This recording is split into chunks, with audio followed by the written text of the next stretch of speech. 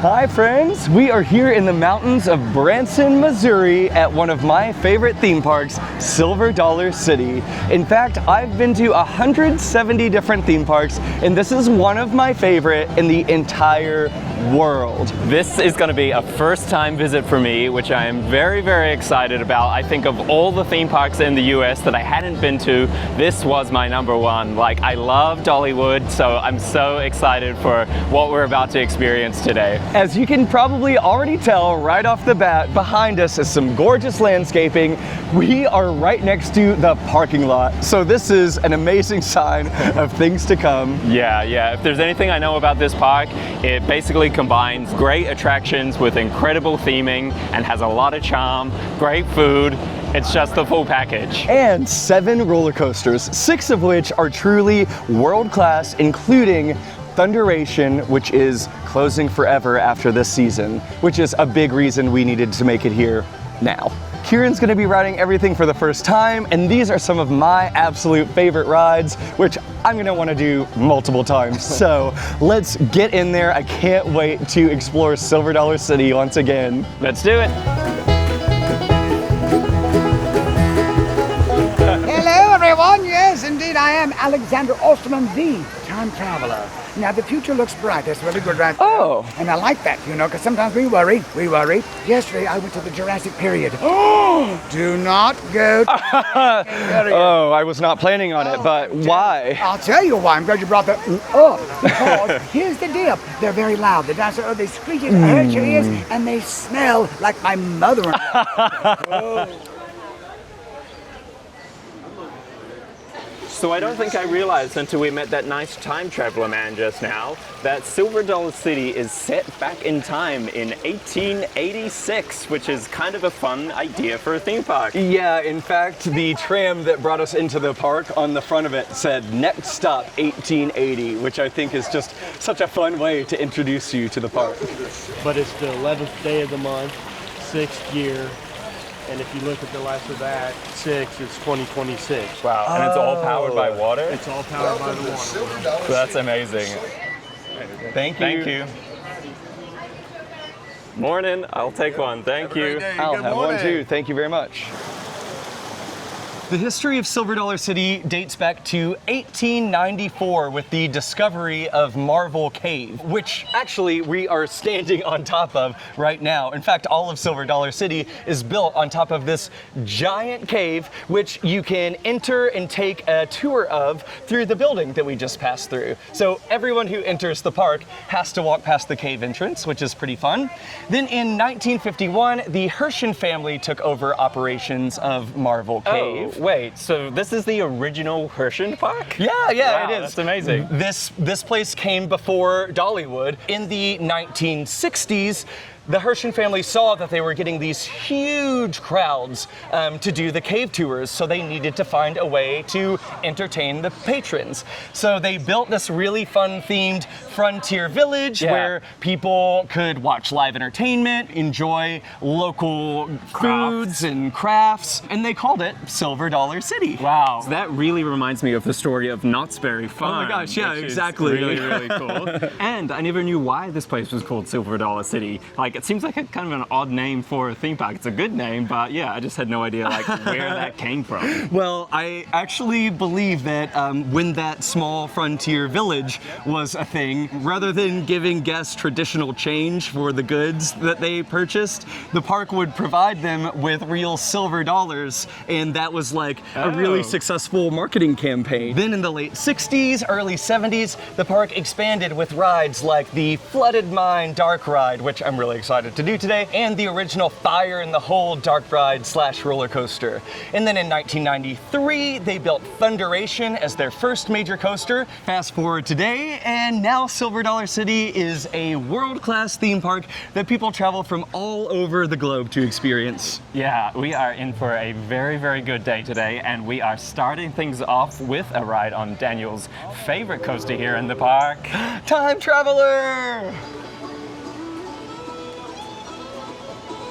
Here we are looking at the park map and show schedule, and of course, Silver Dollar City does it better than the rest. They've made these custom newspapers, which are so fun. I can't wait to read all of this later. This is so cool. Oh my gosh. Where's the map? Oh, there's the park map. Oh wow, and look at that artwork. What's crazy about this is I can tell just from looking at this map that the artist who drew this is the same artist who made the Paramount Park apps in the late 90s, early 2000s, which is my favorite art style of any theme park map. That's probably so nerdy, but I've collected theme park maps forever, so obviously I gotta, you know, give credit where credit is due. Time Traveler opened in 2018 as the world's first mock extreme spinner. One of, in my personal opinion, the best roller coaster models in the world. This one is particularly special because, again, Silver Dollar City is built into the mountainside. So the ride starts off with a 90-degree, 90-foot tall dive straight out of the station. And what's really fun is that the cars on this spin, and they start spinning right away. So whether you load in the station facing forward or backwards, you don't really know how you're gonna take that drop until you're suddenly free falling. It tops out at 50 miles per hour. It has 2 launches, 3 inversions, and this is one of my favorite rides in America. So I'm so excited to get back on it, and I can't wait to see what Kieran thinks, because as you guys know, he loves spinning coasters.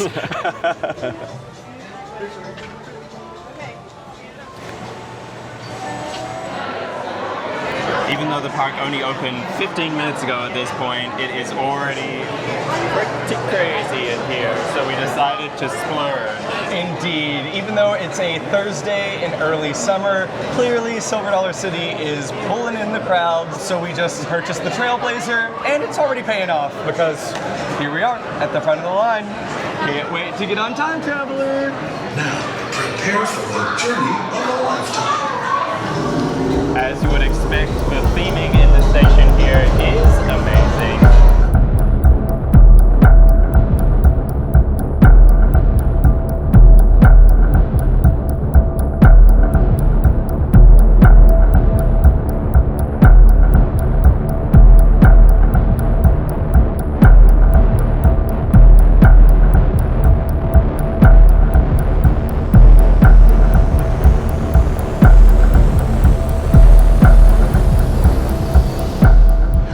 We just got off 2 back-to-back rides on Time Traveler. The first ride we had right in the very front, and the second ride right in the very back. Woo! And let me tell you, that was so much fun. I totally understand what Daniel was talking about when he said this is one of his favorite coasters in the US. I completely understand why. Yeah, as I said earlier, I love how this ride starts out with a bang. That bang being that crazy 90-degree, 90-foot free fall right out of the station. Especially sitting in the back, you get yanked over the tight crest of that drop. Oh, such a great way to start the ride. Then you immediately go into a dive loop, which again, the cars are spinning, so you never know which way you're gonna be facing as you twist upside down that first time. Then you enter an overbank turn, which brings you into the first launch / my first critique of the ride, probably my only critique of the ride actually, which is that you do come to a complete stop at this point when you reach the bottom of the valley, which does, for just a brief moment, kill the pacing. However, then you have your first launch at 47 miles per hour, and things really kick off from here. You go into a large turn, and then suddenly you're thrust into a vertical loop, and oh my gosh, this is so fun. Whether you are going forwards, backwards, or to the side, I love traversing that vertical loop, which brings us into my favorite element of the ride, this crazy airtime S-bend hill, which depending on the way you're facing, could be an extreme ejector airtime moment. And I've been pretty lucky, because if you are facing backwards, when your car flips over the side of that twist, it truly yanks you out of your seat, thrusts you into your lap bar, and oh, that's such a great sensation.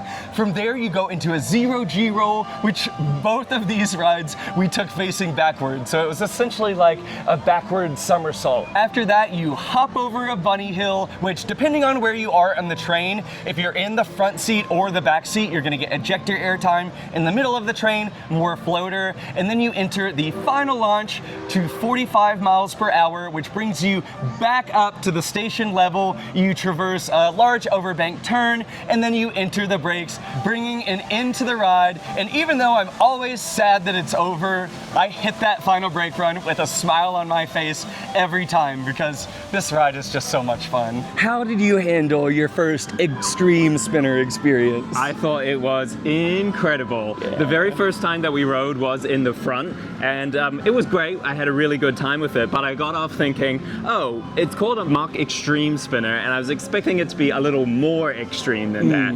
However, the second ride in the back was crazy. You get pulled through those elements like nothing else, and then the spinning on top of all of that just really enhances all of those forces. It is a crazy ride, but also not like crazy.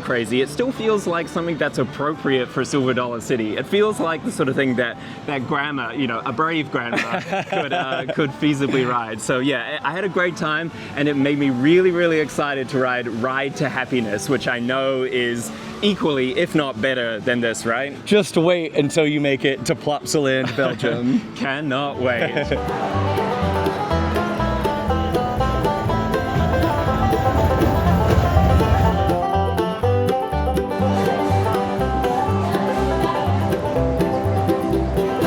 Thunderation was Silver Dollar City's very first major roller coaster and first outdoor roller coaster. It was built in 1993, making it 33 years old this season, and unfortunately, this is the coaster's final season, which again is the reason we had to make it out to the park this year. I love Aero Mine trains, and I have a lot of sentimental value connected to this coaster.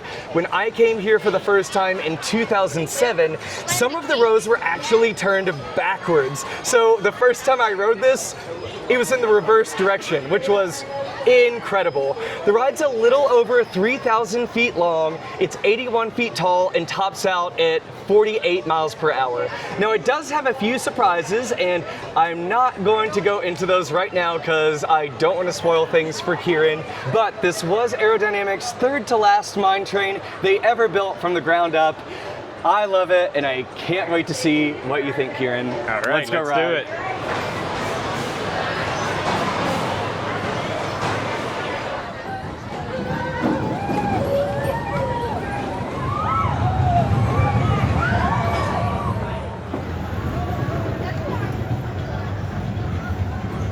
Well, I am depressed.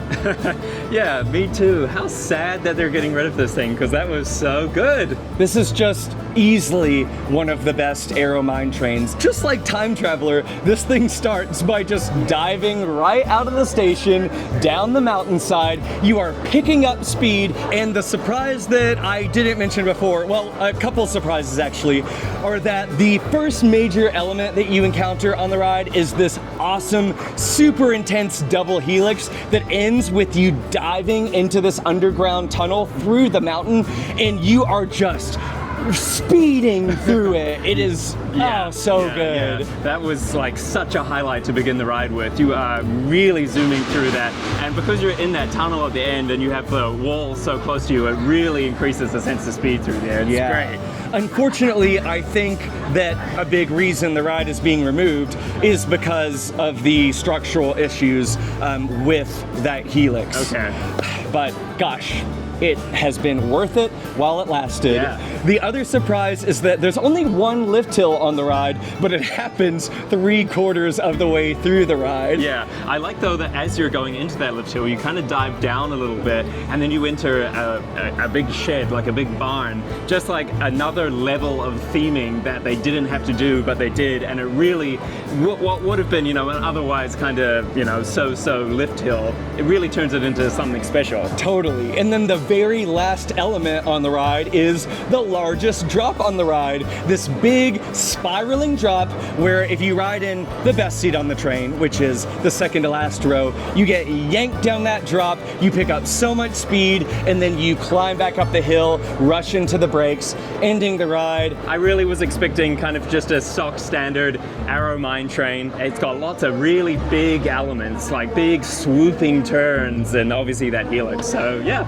And it's funny, we've been to 5 parks on this trip, and at 3 of them, we've ridden classic Arrow mine trains.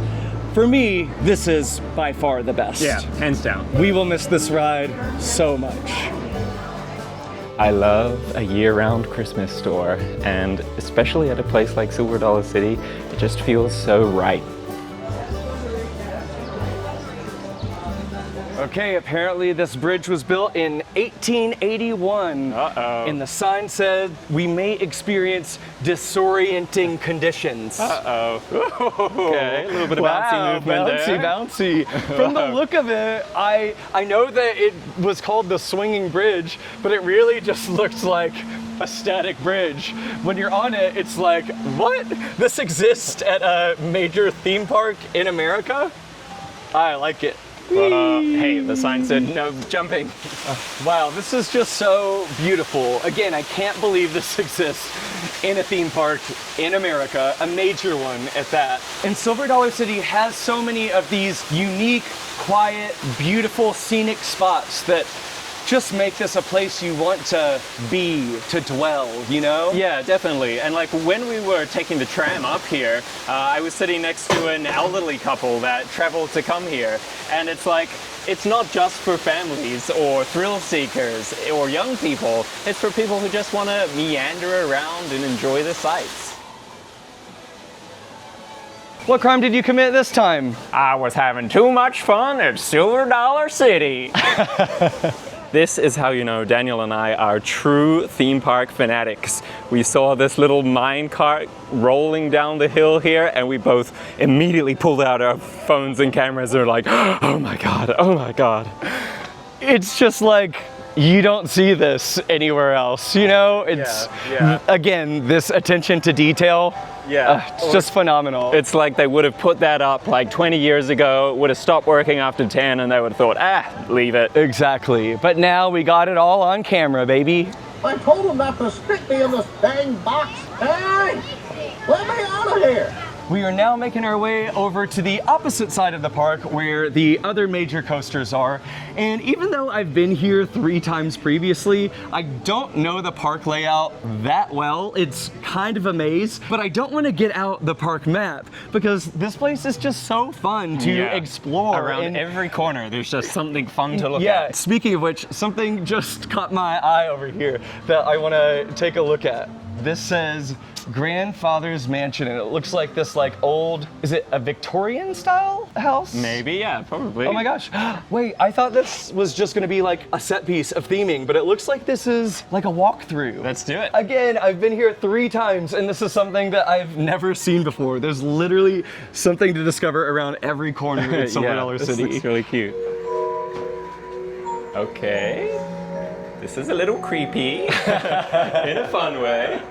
It's so fun going into these things not having any idea what to expect. Totally. Whoa.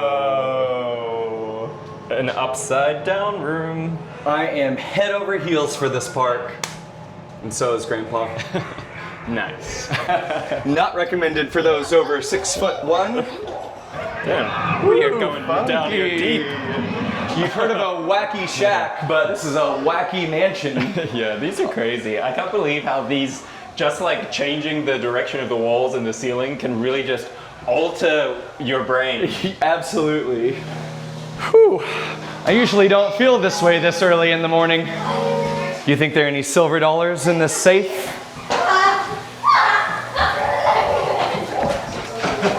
Just kidding.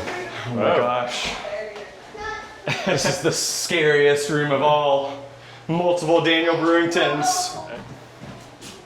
So fun that parks have things like this because it's like something you don't have to wait in line for. It's a fun experience. It adds to the general vibe of the park. Yeah, Exactly. great I wish addition. more theme parks had things like this that you could just, spend your time discovering.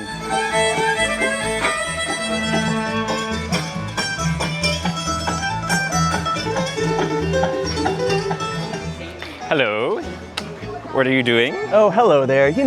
Just taking a break from coasters to work on my mental skills here. Mark my words, when I'm 80 years old and can no longer enjoy Time Traveler and Outlaw Run, well, who am I kidding? I'm still gonna be riding those at 80 years old, but between them, I'm gonna come take breaks and play some checkers. It's getting to be about that time when we are looking for a snack, and we just spotted this sign right here advertising apple butter turnovers. There are gonna be so many treats to enjoy throughout the day, so we probably should be selective. With that said, give me the sugar, baby. So I got chatting with a guest who was giving me lots of great tips for here at Silver Dollar City, which meant I left Daniel alone in the store. Let's see what he has found. Okay, well, I have just secured this apple butter turnover, which looks to be about the best thing I've ever seen in my entire life.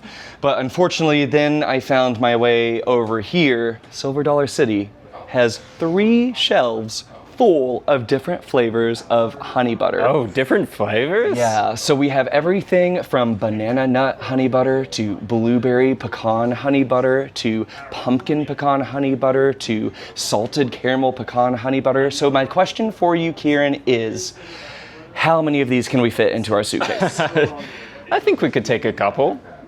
I think we're gonna need more than a couple.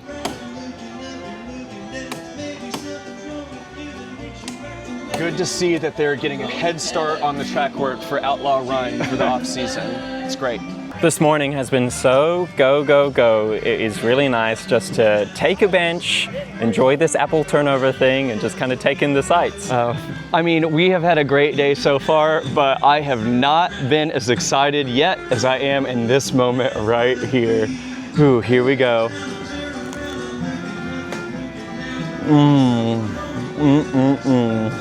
I hope you're not getting too close because I'm a messy eater, but it is worth it. I don't know how many times I can say it, but you really do just come around every single corner of this park and find a more beautiful area than the previous. It is just glorious here. Can I live in Silver Dollar City? I saw a building back there that looks like it might be for rent. Should I go check and see how many silver dollars that's gonna cost? Okay, spin the buggy wheel of fortune. What's your fortune gonna be, Daniel? I'm feeling lucky today, sir. Let's see.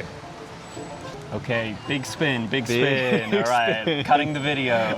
All right, 5 minutes later, it is landing on. Have a great day unless you have other plans. And I have no other plans, so this is gonna be a great day. I'm so excited. Wildfire is a B&M sit-down coaster, and it was really Silver Dollar City's first true thrill coaster. It was built in 2001, and again, this park is a sister park to Dollywood, so this is kind of like Silver Dollar City's answer to Tennessee Tornado, which was an aero looping coaster built in 1999. Unfortunately, in 2001, Aero had already had their snafu with X2 and whatnot, so they were not available to build this attraction. However, B&M put together a roller coaster with 5 inversions. It is 3,073 feet long, 120 feet tall, but again, like all the coasters here, it is built on the side of a mountain, so the drop is 155 feet tall, probably in the range of, I'd say, somewhere from 55 to 65 degrees, and then at the bottom of that, you top out at 66 miles per hour. So this is a really fun ride with a super fun theme. Of course, everything at Silver Dollar City is fun themed, but let's go check it out. Oh my God, look at this. We are just like in the gift shop for the coaster, and there's this huge set piece Like, incredible. The theme of this coaster is so fun. So an 1880s Ozark inventor named Dr. Horatio Harris has created this flying machine. And the fuel that he uses to run his machine is called Wildfire. And here's the tank that contains the Wildfire. It sprays down on the riders and then it takes them on a flight through the Ozarks. Let's go do it. It's moving forward.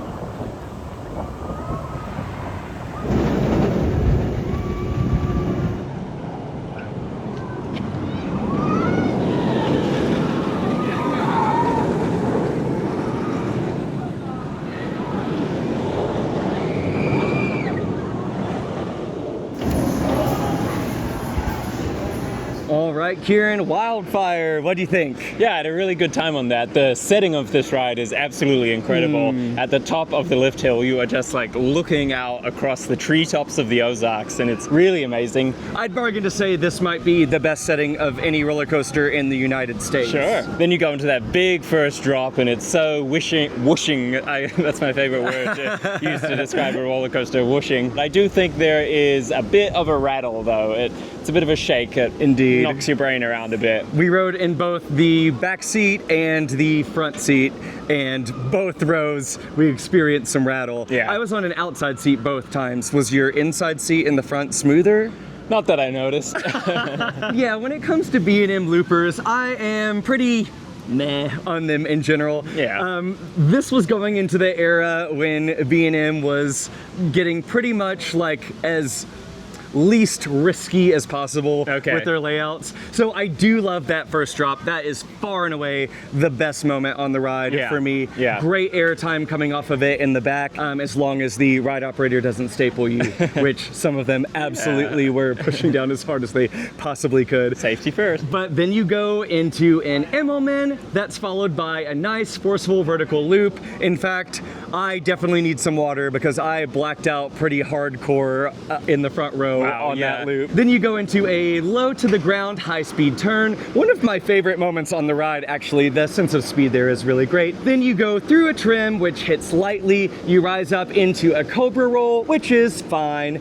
You come down from that into an overbank turn, into a pretty whippy corkscrew. That part is nice. Yeah. From there, you maneuver through one last helix / turnaround. You rise up for a fun pop into the brakes, and that brings an end to the ride. Yeah. Again, it's only slightly over 3,000 feet, so there's not a ton to this other than the drop and the 5 inversions.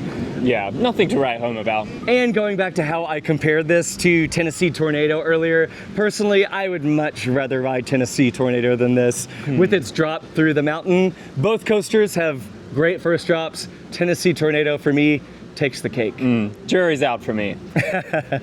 So this big crane and this brown wall suggest one thing to me, that we are getting a new attraction at some point. Yes, indeed. On the other side of this fence is the new for 2027 attraction, which we essentially know is going to be a major roller coaster because there are some huge footers already installed on the other side of this fence.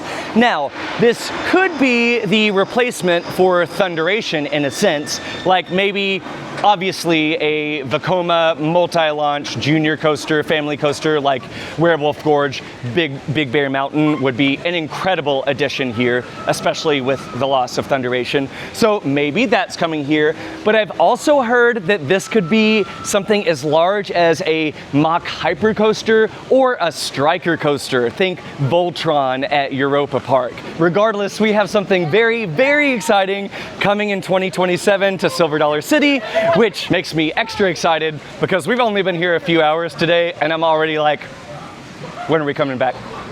And guess what? We're coming back next year.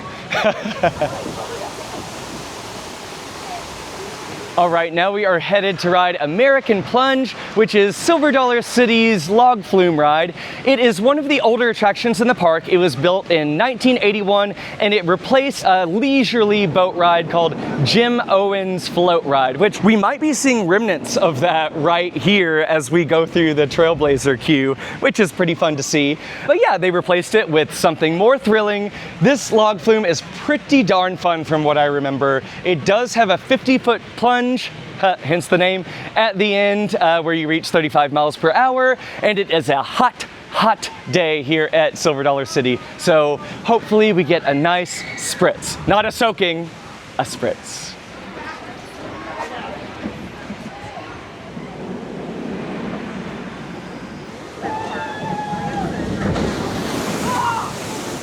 What was that you were saying about ponchos, Kieran? Yeah, maybe should have gone with the ponchos. That was very, very wet. You guys, seriously, when I say, other than Disneyland Splash Mountain, which if you know, you know, I think this is the wettest log flume I've done in my life. Yeah. I mean, we hit that final splashdown and it was like a wave came over the boat from all directions. Yeah.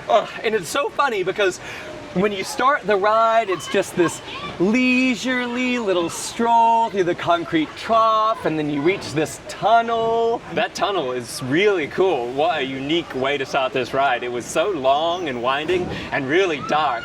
You said that last time you did this, there were no lanterns in it, right? So Yeah. it was pitch black? Yeah, this time we did it, there were these cute little like artificial flame lanterns. Last time I was here, it was just a pitch black tunnel, and you know, I was a 28-year-old man and it scared me, so probably good that they added some light in there. But then you come out of the tunnel, you're winding around, there's some nice rock work, there's a cute little squirrel. We saw a great glimpse at the construction of the new ride, but then you rise up the lift, which it's a tall lift. It takes 2 conveyor belts to get up there, and then you go down that 50-foot drop, which is a blast. We were going, whee! And then suddenly you hit the splashdown and all the fun was over.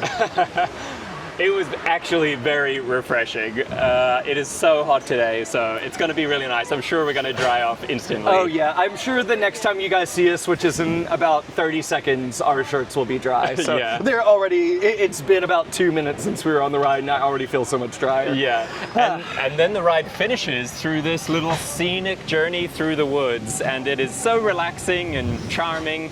Just a really great attraction. Yeah, a real bait and switch is what I'd like to call it. Hello.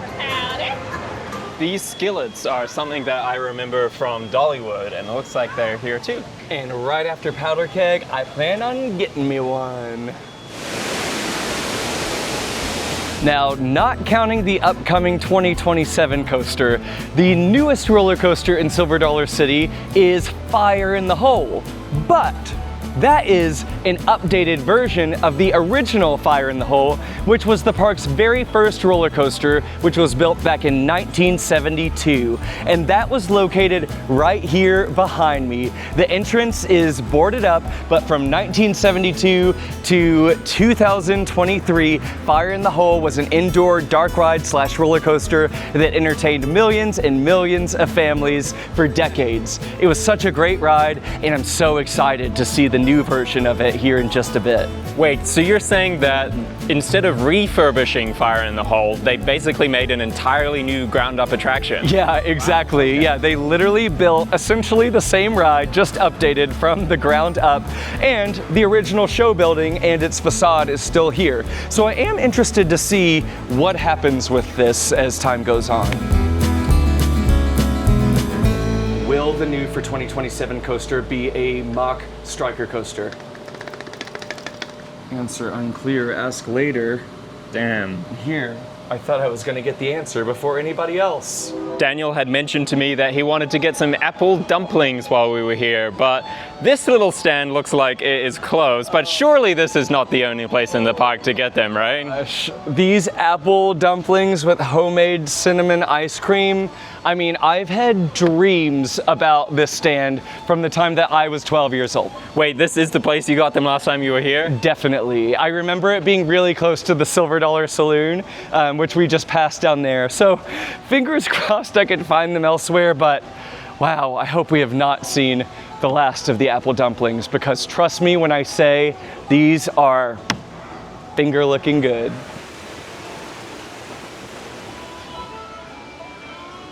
Oh boy, I am so excited because I love Powder Keg. This is another ride that has quite the history. It actually began its life back in 1999 as a premier water coaster called Buzzsaw Falls.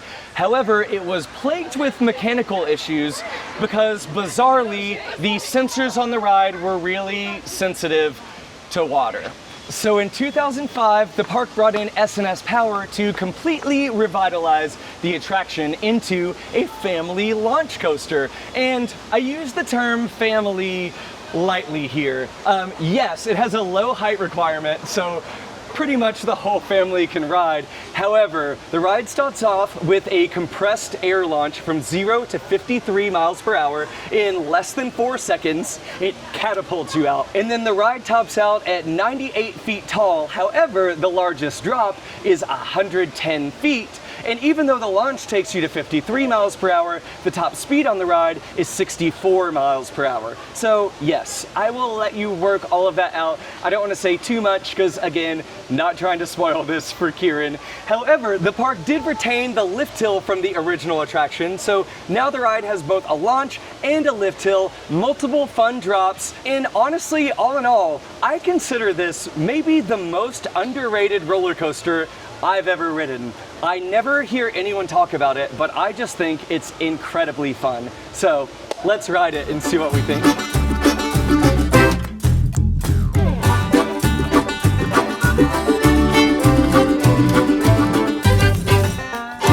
One of my favorite things about this coaster is the restraint system. You just have this very ergonomic lap bar. Is that a word?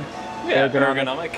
Yeah, nice. And then this little side seat belt. So, you know, even if you like get stapled in here, guess it doesn't go down. Like, you still have so much freedom of movement, which just makes the ride so fun. Yeah, really unique looking seat.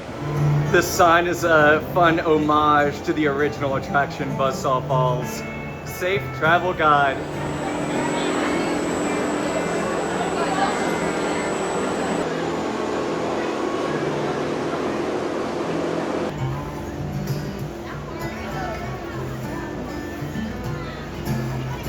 Okay, Kieran, Powder Keg, what do you think? Well, the very first thing that caught my attention was before the launch, there's this part where you like pull out of the station and then you go up diagonally to join the main launch track. And yeah, I've never experienced anything like that. Yeah. That's pretty unique. It's like a funky transfer track, like weird that you move out onto the platform and then move up onto the launch track. But I like it. But then the launch I thought was really punchy. And then having a lift hill halfway through the ride is pretty unique. Yeah, and I thought there were pretty good forces throughout and I had a lot of fun. Yeah, it's so fun that you launch out into what looks like a 60-foot hill, but then you dive down, once again, down the mountain, down that 110-foot drop where you reach the top speed of 64 miles per hour. I just think that the start of this ride is incredible, though I've said that about every attraction here. That just goes to show when you build a theme park on a mountain and have terrain to work with, you can get very creative,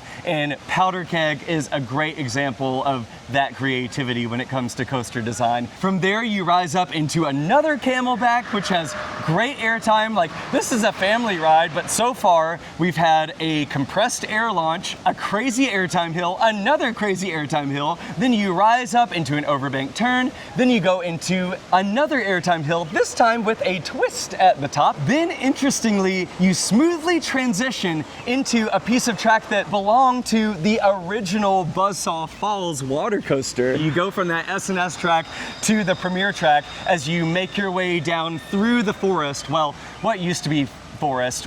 We're gonna get back to this in just a second. But that brings you onto the lift hill, which again belonged to the original attraction, Buzzsaw Falls. Then you traverse a turn which looks out over the Ozarks. It's an incredible view up there. Then you dive down a really fun drop, entering the final element on the ride, which is a helix. You make a smooth transition into the brakes, bringing an end to the ride, and again, I just think this is so underrated. One thing I noticed is there is a lot of close calls with support columns. There's even some points where I saw that they'd like taken out chunks just to make sure they had that clearance. Yeah, no, that is definitely something I noticed as well. And in addition to those close calls with the supports, you used to have close calls with the trees that completely surrounded the ride. Previously, when you came over that first hill, you dove down deep into the forest along the hillside. However, all of that forest has since been cleared out for the new for 2027 attraction. In fact, you used to be able to walk down this pathway alongside the launch track, but that has all been closed off because it is now completely consumed by the construction site for the new ride. So I apologize, we're not showing you guys a lot of great footage of Powder Keg today. Not that you could ever get incredible footage because, again, it goes back into the woods. However, now it's all fenced off. So we'll have to come back next year and see what views we can get. All right, well, my nose is tingling. I think I can smell that skillet calling our name. Shall we go and have some lunch? Yes, let's go eat. Okay, Daniel, we've got two options here. A wet option and a dry option. I mean, obviously I've got the camera, so I can't do the wet option, but I think that means you've got to do the wet option. Well, it's funny because it looks like misting fans up at the top, but if you look down here, you can tell it's pretty much a shower. So I think I'm gonna head this way. No, boo. Do it, do it. Okay, I've convinced him. He's taking off his microphone. Do it.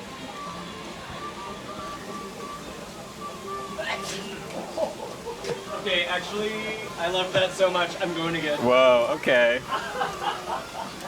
Forget American Plunge, it's all about the railroad tunnel. Oh my gosh, there is literally something for everyone to do here at Silver Dollar City. Like, what? That is one big cornhole board.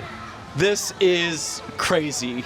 Okay, Kieran, I went through the mister, so I think it's time for you to do a water attraction, and I found it for you. I'm honestly not opposed to it. This looks great. Great. In the next clip, we'll have shown you that Kieran has definitely ridden the splash paddle. Too bad this park is just so jam full of attractions. No time.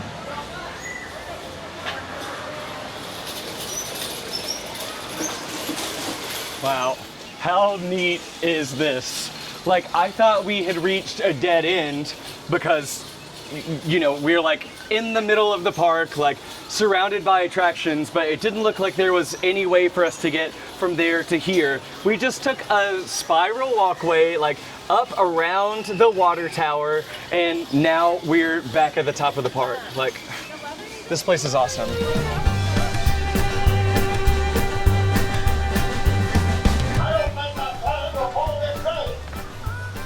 You guys okay in there? So we ended up walking to the other side of the park to get our skillet because we heard about this place called Tater Patch, and they do a famous sausage and potato skillet. And the internet says this is the place to come. I need it right now. Yum, yum, yum. All right, that potato and sausage skillet looks pretty good, Daniel. I'm definitely gonna be needing a little bite of that. Over here though, I just needed something light, you know? So I got this enormous pork fillet sandwich. Looks good, looks nice and crispy. Yeah, nice portions. So I think it would be great if we go sit in the air conditioning and see a show. Let's do it. I would really love to know how many people work in the art department here. There must be like 60 sign writers because there is not a single blank wall in this entire park. Every square inch of space has some sort of sign on it. It's really awesome.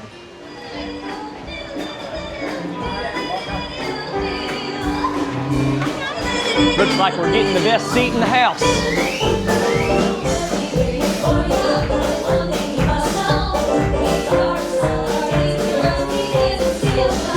I just didn't want Charlie to get into a fight without his bullets.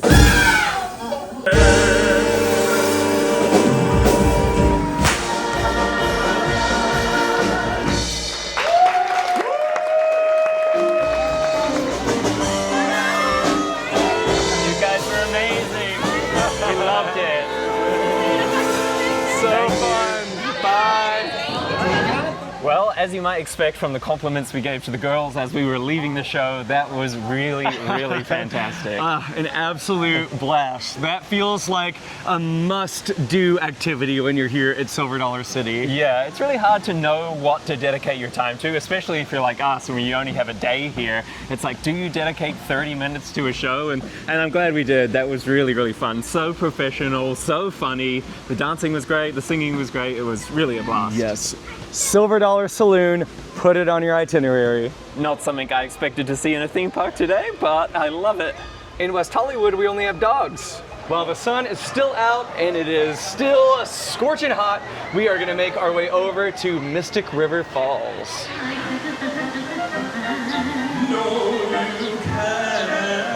I've been on my fair share of rapids rides, but these rapids right here look pretty wild. I'm excited about this. All right, get out the ponchos.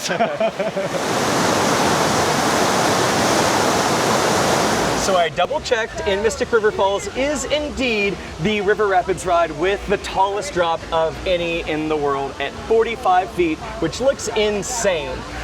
Unfortunately, it is currently down. I see people waiting and they're sending cycles regularly, so fingers crossed we can come back and do this in just a bit because it looks so fun. In the meantime, we are gonna head to Outlaw Run.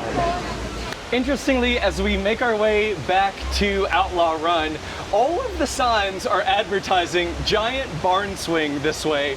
None are saying, hey, make your way back to the major roller coaster. Well, okay, I said that, but literally right here now it says, Yeah. Don't miss Outlaw Run. But yeah, It's way better. interesting. The patrons agree.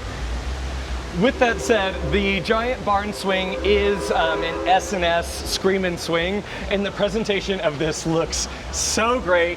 If we have time after we ride Outlaw Run, I'm definitely gonna come back and ride this.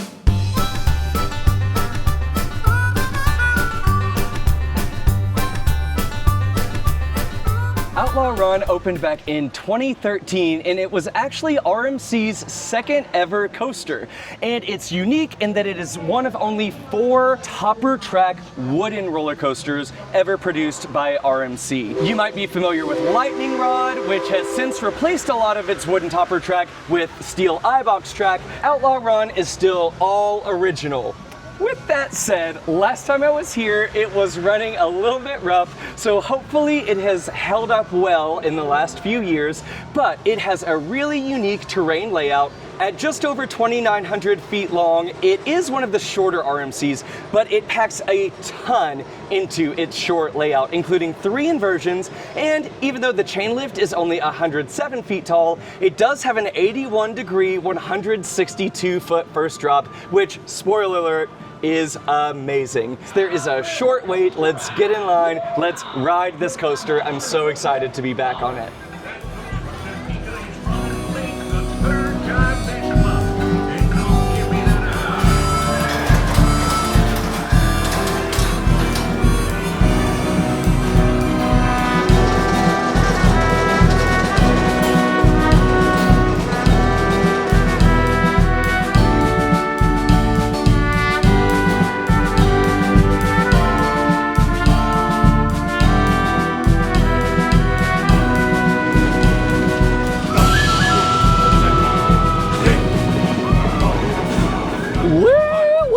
Outlaw Run. Oh my gosh. Kieran, what do you think? Oh, it was so good.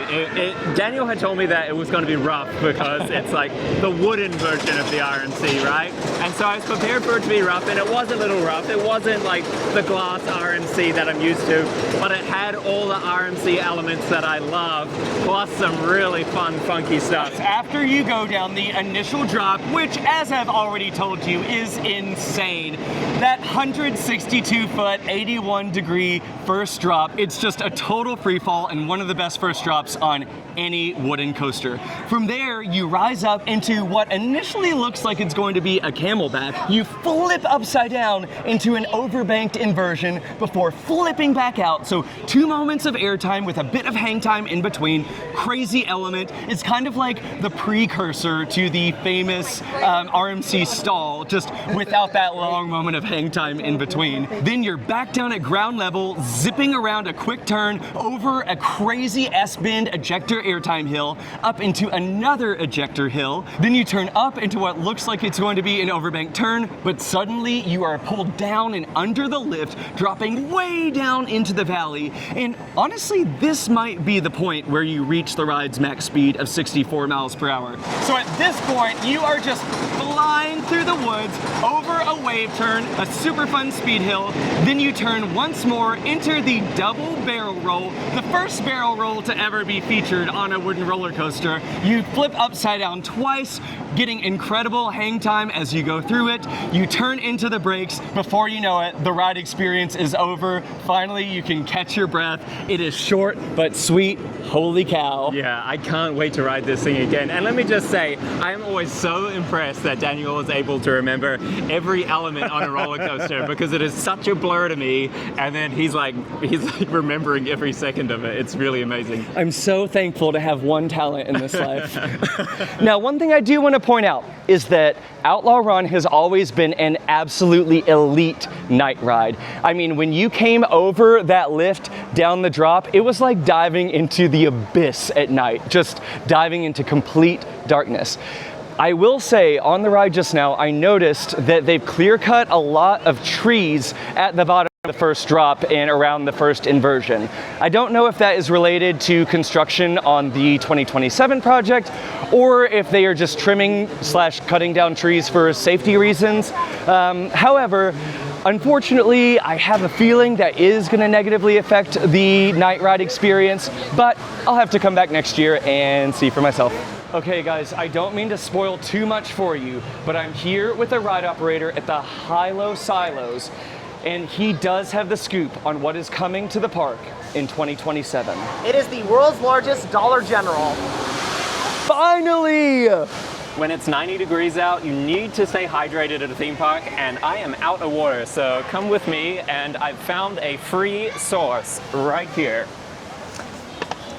Oh my God. How's that? Disgusting. They have these little machines here which you can pay a couple of dollars to be able to push a button which activates a water cannon to spray people. When they think the ride and the wetness is over, you get them one last time. Oh, right in the face. Good job, buddy. Thankfully, Mystic River Falls has reopened. It looks fun, fast, wet. I cannot wait. Let's go do it. While it is still really hot, I've seen some people getting off this ride looking very, very wet. So we are bringing out the SeaWorld ponchos. Wow, beautiful. Thank you. I'm glad I have protection.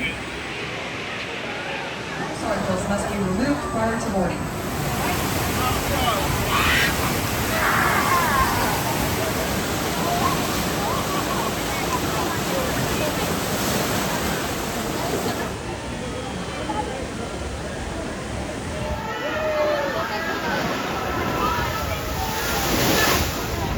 All right, well, I can tell you that the ponchos were lifesavers because this ride is very, very wet, but unfortunately, next time we need to pack some booties because my socks are absolutely soaked, socks and shoes. Same here. With that said, it was totally worth it because that was the craziest ride we've done all day long. Yeah, so good. Like the rapids section is really, really good. There are big rapids and it's through really well-themed rock work and greenery and bushes. Yeah, you awesome. Zoom through that section too. I mean, these boats are moving fast. I cannot think of another ride of this type where the boats move as quickly as they do on this ride. Yeah. Both forward and in the spinning direction. Yeah. Because not only did they spin during the rapid part, but after you go up the elevator lift, which is really cool as well. Yeah. Thank you, Intamin. You're just the best.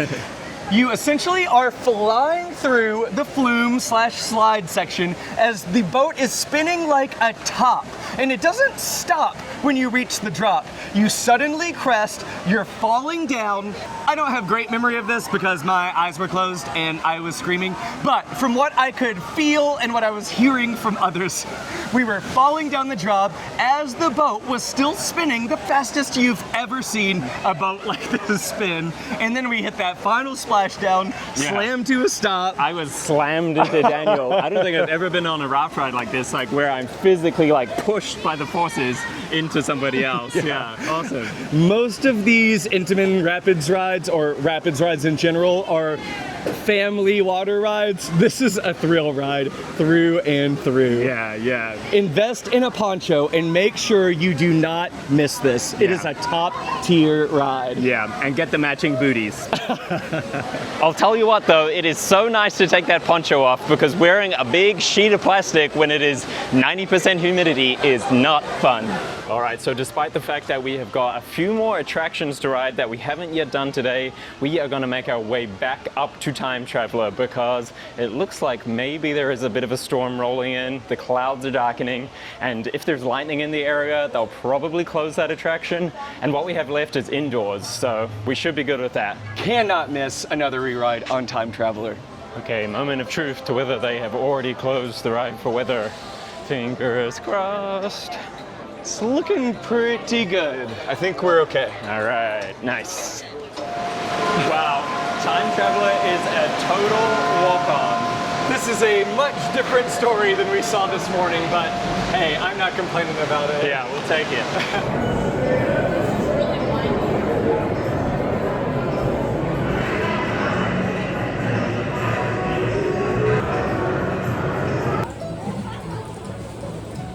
Oh my gosh, Time Traveler is just so much fun. Yeah, the more I ride it, the more I like it. The more I like understand it, I guess, because I guess what I didn't get the first couple times, well maybe at least the first time, is that every single ride is different. Depending on which like way the car is facing when you take the elements, it's an entirely different ride. So you never know what you're gonna get. And I think on these last two rides, we got some really crazy directions that we were facing. Sometimes, you know, you're like facing all the greenery and you're just like whizzing past the greenery, or sometimes, you know, you're doing these crazy elements backwards or upside down. Right. It just has so much re-rideability. And on a day like today, well, if the park didn't close in 45 minutes, then I could sit on it all day over long. and over. One interesting observation is that they don't do physical restraint checks on Time Traveler. The restraints are like hydraulically lowered, and then they pop up to give you a little space, which makes you think, ooh, yeah, I'm gonna get so much airtime on this ride. And then they forcibly jerk down. Crunch back down, yeah. We need more Mack extreme spinners in this world. Yeah, it's so good, so good. I don't know what these flowers are called, but they have them all over the park, and they are beautiful and just so interesting. All right, we are now coming up on the show building for our final coaster of the day, Fire in the Hole. And what's really fun is that this is the park's second RMC after Outlaw Run. Whoa, I did not know RMC did this. Awesome. Yes, indeed, Wait, from the ground up. Wow, okay. So if you remember from earlier, the very first coaster at Silver Dollar City was also Fire in the Hole. However, over time, the ride did reach the end of its surface life. And I guess it just was not salvageable. But it was such a popular attraction that was so important to the park and its history that they decided, hey, it's worth the investment. We are going to build a brand new Fire in the Hole. This time in their Fireman's Landing section of the park, which didn't exist back in 1972. And yeah, I'm so excited to see an updated version of this.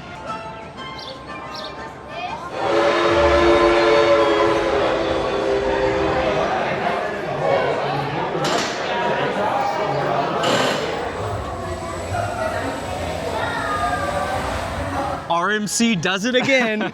They sure do. Honestly, RMC is so like smooth that it makes it so perfect for like a dark ride attraction like this. It was a nice mix between dark ride and like family roller coaster. I have been on the original Fire in the Hole, And then, of course, Dollywood has a very, very, very similar attraction, if not essentially cloned, called Blazing Fury. So I had been on both of those, so this was my third iteration of the ride. But after you go through all of the show scenes, you do go down the first of 3 drops. And when we went down the first drop, it was just about 10 feet tall and not very steep. And I was like, oh man, unfortunately, with RMC coming in to do the retrack, well, not the retrack, the completely new track, they've reprofiled the drops and they're much more gentle and family friendly. Darn. Well, oh well, at least it's a fun dark ride. But I'm happy to report the second drop was bigger and steeper, and I was like, yeah, here we go. And then the third drop is the biggest and best of them all. I mean, don't get me wrong, it's still probably 20 to 30 feet tall. It's steep, it has a fun twist in it, and at the bottom of it, they have brought back the real splashdown ending, and you get, my favorite word of the day, a nice spritz, and it's so fun. Yeah, definitely. This ride is everything I love about a good theme park ride. It had really wonderful show scenes. It had a good amount of family thrill into it as well. All the show scenes are like mannequins, basically. So they're not animatronics. They are like solid standing there, not moving. But it did remind me of Calico Mine Train at Knott's Berry Farm. This feels like a modern, updated version of that. I thought the story was really easy to follow. Like sometimes you go through a dark ride and you're like, what the hell was that all about? But this, it was like a very easy to follow story. These 3 kind of bandits are setting the town ablaze and the firefighters are trying to stop them from doing it. And at the end of the day, they use some dynamite to blow up the water tower, which falls over and puts out the fire. And that is what the splashdown is. So when you get that spray of water, it's the fire going out, which I think is such a clever thematic ending to the ride. As you would expect, the Fire District is just yet another beautifully themed area in Silver Dollar City. I am just consistently blown away at this park.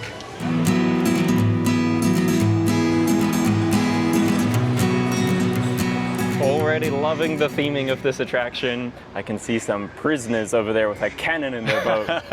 We're in for some fun. Okay, so last time I was here, this was a shooting boat dark ride. I don't think that it has the targets anymore because, well, they didn't work anyway. So I'm excited to see if they've added anything to replace it. Well, looks like we've got our pick of the seats once again. These boats definitely have a retro feel to them. I don't think I've ever seen boats that look like this before. Okay, so it looks like I was wrong about the shooting element being removed because look what I got. A big old revolver. I like that most theme parks now are moving away from anything that looks like an actual gun to like a blaster. But here at Silver Dollar City, hey, it's 1880. What can we say? Spend a little water. You spend a little water. Get over. You got 1 car loaded. Now you only got 40 more to go. oh my gosh. That's so fun. Wow, that's really cool. I said Fire in the Hole was giving Calico Mine Ride, but I think this is giving Calico Mine Ride even more than that. I was thinking the exact same thing. This is literally Calico Mine Ride, except a prison boat version.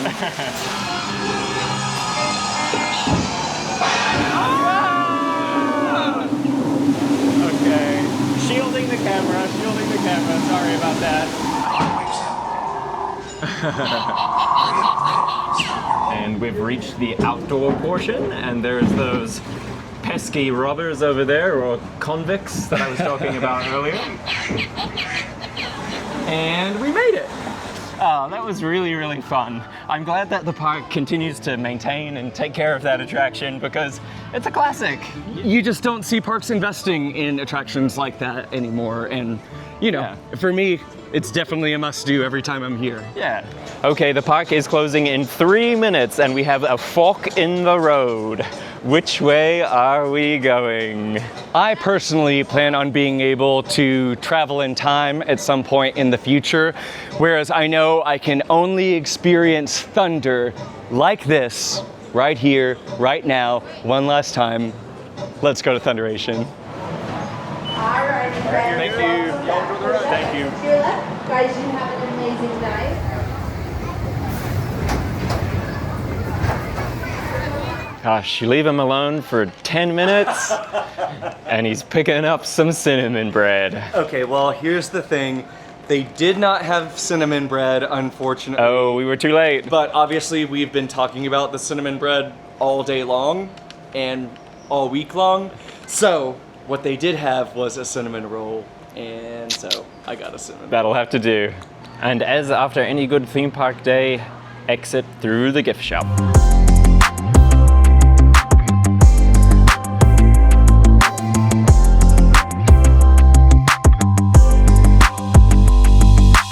One really nice feature that Silver Dollar City offers is package pickup. So if you're out and about during the day and find something you want to buy but don't want to carry it around, they'll give you a little ticket and then you can pick it up right here with Janet at the end of the day.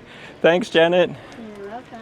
All right, here it is. Thank you so much. Bye. Bye. Okay, purchase is secured and we're heading out of here. All right, so I bought this really nice sage green Comfort Colors Silver Dollar City t-shirt. Nice. And then, of course, as you all know, it is Thunderation's final season. Yes. So I bought this Thunderation, the final season signature t-shirt.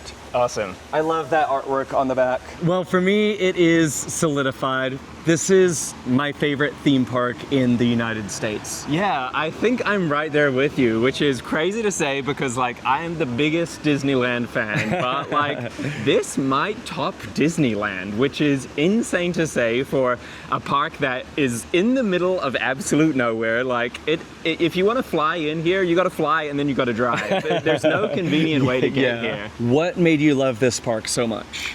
Just a level of detail that's here. Every single part of it is themed to the nines, and it's just remarkable. I've never seen anything like it. And I also love the fact that it is themed fully as a whole. It is like one theme. As you walk around here, you are entering the portal into 1880. Like the full experience is that you are walking into Silver Dollar City in that year, and then you're just like existing you're in a that citizen. time and place. You're a citizen of Silver Dollar City at that point, and it's so immersive. Like other theme parks like Disneyland have like different individually themed lands, which is cool, but as you transition from one to the other, you're kind of reminded that you're in a theme park. But when you're here, you're just fully in it for the entire day, and it's just so good.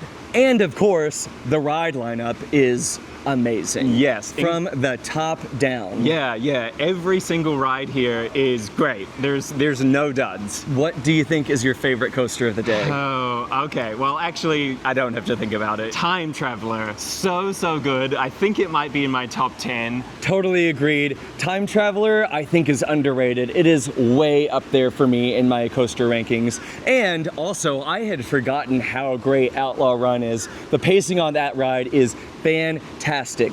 Then you've got two dark rides in this park that are both so fun, like must-ride attractions. Yeah. Speaking of must-ride attractions, Mystic River Falls is crazy. I mean, that must be the best river rapids ride in the world, other than a river rapids ride that we're going to experience in just a couple weeks in Germany. I'm not going to give Kieran any more hints than that, but we'll circle back to this because I'm sure there will be a direct comparison that we make. All the food that we tried was really good. I wish we had got round to like a sit-down restaurant, because one of my favorite things at Dollywood is going to Aunt Granny's, which is like the Southern cooking buffet. Totally. And I really love that, and I'm sure there's an equivalent here. Plus, the atmosphere in this park is just so lively. There is live entertainment or a craftsman around every corner. Silver Dollar City is the complete package. If you have not been here, you must come. I mean, take that flight, rent that car, drive through the mountains. They're beautiful as it is, but this experience is one that is worth having. Well, if you enjoyed watching us here at Silver Dollar City today, please like this video. It is a great way to support our channel.